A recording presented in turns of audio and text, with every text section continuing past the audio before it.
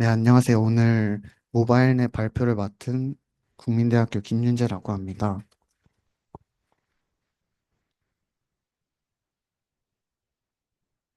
네, 그래서 발표 순서는 대략 이렇게 진행될 것 같고요. 바로 백그라운드부터 시작하겠습니다. CV 논문들이 많이 나올 시점에서 왼쪽 표는 댄스넷이고 오른쪽 표는 인셉션 V3인데요.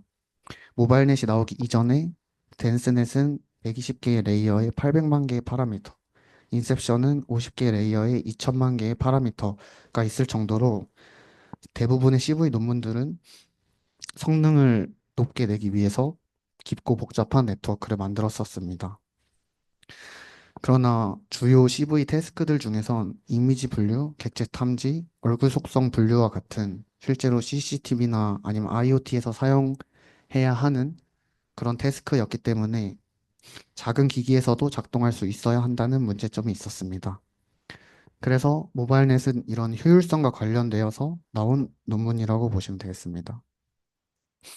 그래서 모바일넷을 알아보기 전에 우선 엑스셉션이라는 논문에서 나온 포인트 와이즈 컨볼루션과 뎁스 와이즈 컨볼루션부터 알아보도록 하겠습니다. 우선은 ABC를 보기 전에 인풋은 H, W, M 차원이고 커널은 K, K, M 차원이고 N 차원이고 아웃풋은 H, W, N 차원이라는 걸 알고 시작을 하겠습니다.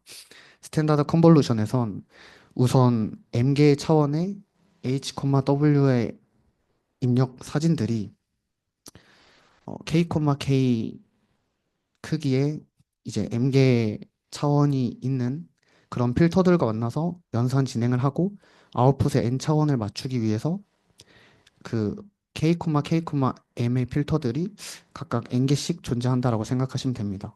그래서 스탠다드 컨볼루션에서는 총 연산량이 H 곱하기 W 곱하기 M 곱하기 N 곱하기 K, K라고 볼 수 있고 뎁스 와이즈 컨볼루션은 이와 달리 M개의 채널이 아닌 각각의 채널에 대해서 하나의 가중치와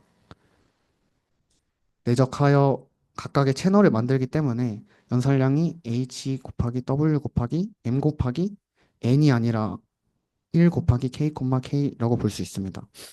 그래서 저는 NLP 논문과 관련되어서 이게 하나의 채널이 어찌됐든 하나의 특징을 뽑아낸다. 전체 이미지의 하나의 특징을 뽑아낸다라고 봤을 때는 멀티 헤드 어텐션의 헤드가 여기서는 채널로 볼 수 있지 않을까라는 생각을 했습니다. 그리고 이어서 포인트 와이즈 컨볼루션은 입력 크기를 고려하는 것이 아닌 전체 이미지를 고려하는 것이 아닌 픽셀 바이 픽셀로 각각의 뎁스 와이즈 컨볼루션에서 있던 아니던 어쨌든 1 곱하기 1 크기의 픽셀에 M개 차원이 M개 차원의 정보에 대해서 가중합을 하여 특징을 뽑아낸다는 특징이 있습니다. 그래서 각 이미지마다 특징들을 가중합한다 라고 생각을 하시면 됩니다. 그래서 연산량은 H 곱하기 W 곱하기 M 곱하기 N 곱하기 1 곱하기 1이라고 볼 수 있습니다. 이거는 이제 각 입력에 대해서 채널의 가중합을 해주기 때문에 선형 변환과 비슷하다고 볼 수 있고 M개의 채널 정보를 모두 고려해서 만든다는 것을 알아두셨으면 합니다. 이제 모바일넷인데요. 모바일넷은 엑스셉션과 다르게 뎁스 와이즈를 먼저 진행한 후 이후에 포인트 와이즈를 사용한다고 보면 되겠습니다. 그 이유는 뎁스 와이즈를 통해 먼저 멀티 어텐션처럼 각 채널별로 공간 정보를 추출한 뒤 그 추출한 공간 정보를 바탕으로 픽셀 바이 픽셀로 하나의 선형 변환을 해준다라고 볼 수 있습니다. 그래서 아까 말했던 것과 같이 멀티 헤드 어텐션은 애초에 하나의 헤드에 대해서 어텐션을 진행한 뒤 피드포워드 네트워크를 통해서 차원 변화가 아닌 같은 차원 내에서 선형 변환만 해준다는 걸 봤을 때 이렇게 차원에 대해서 먼저 특징을 뽑아내고 그 뒤에 각각의 차원에 대해서 선형 변환을 해준다라는 것이 약간 비슷하지 않을까라는 생각을 합니다. 그 이후에 여기서 또 다른 특징은 뎁스 와이즈 컨볼루션 이후 그리고 포인트 와이즈 컨볼루션 이후 배치 노멀라이제이션과 렐루를 각각 사용을 한다는 특징이 있는데 그 이유는 아무래도 뎁스 와이즈 컨볼루션을 하고 포인트 와이즈 컨볼루션을 하면 그 이전에 앞서 특징들이 정렬되지 않았기 때문에 모델 입장에서는 각각 들어오는 특징들을 제대로 이해할 수 없다 생각했고 배치 노멀라이제이션을 통해 입력값을 통일해 준 다음에 이후에 입력값을 통일했기 때문에 비선형적인 정보를 잘 학습하지 못할 것을 우려하여 렐루 비선형 활성화 함수를 써준 게 아니라 생각이 듭니다. 이거는 이제 주관적인 관점이긴 한데 저는 이렇게 해석을 했습니다. 그래서 어쨌든 모바일넷은 3 곱하기 3 데스와이즈 컨볼루션 이후 배치 노멀라이제이션 렐루를 거치고 그 다음 포인트 와이즈 컨볼루션 이후 배치 노멀라이제이션과 렐루 비선형 활성 함수를 거친다라고 볼 수 있습니다. 그래서 이제 전체적인 모델 아키텍처를 보면 첫 번째 레이어는 아무래도 전체적인 특징을 뽑아야 하기 때문에 일반적인 컨브 레이어를 사용한 뒤 그 이후부터는 뎁스 와이즈와 포인트 와이즈 컨볼루션을 사용했는데요. 우선 오른쪽 표에 S2라고 적혀 있는 것이 다운 샘플링 스트라이드가 2인 다운 샘플링 과정이고 이는 처음에 일반적인 첫 번째 컴포 레이어 이후에 이제 각각 뎁스 와이즈 컨볼루션에 적용을 했다라고 볼 수 있습니다. 그리고 마지막으로는 평균 퓰링을 통해서 피처 맵의 크기를 1바 1로 줄이고 이 이유는 이제 파라미터 수와 아무래도 모바일넷이 경량화에 주목을 하다 보니 파라미터 수와 과적합을 줄이는 용도로 사용한 것 같습니다. 그렇게 해서 이제 나온 표 2를 보면 각각의 파라미터가 연산량의 94%와 파라미터의 75% 정도가 1 곱하기 1 컨볼루션에 처리된다는 것을 볼 수 있는데요. 그건 이제 다음 장에서 알아보도록 하겠습니다. 그래서 보이는 것과 같이 1 곱하기 1 컨보 레이어를 쓰기 전에 이전에 과연 진짜 모델 학습에서 어떻게 학습을 하는지 살펴보면 우선 CNN의 컨브 계산은 자연어 처리와 달리 공간적으로 정보 처리를 하기 때문에 이 필터가 한 행에서 이루어지는 것이 아닌 다행과 다열에서 이루어진다는 것이 특징입니다. 그래서 이런 공간 정보를 만약 다중 리스트로 표현을 한다라고 했을 때는 결국 H와 W에 대한 인덱스를 찾아야 하고 이는 결국 계산 낭비로 이어지게 됩니다. 그래서 이런 행렬 연산에 있어서 이 각각의 필터를 하나의 행에 펼쳐놓는 것이 특징이라고 볼 수 있습니다.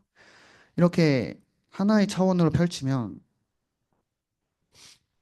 그 행렬 연산에 있어서 이점이 있기 때문에 계산량에 있어 장점이라고 생각합니다.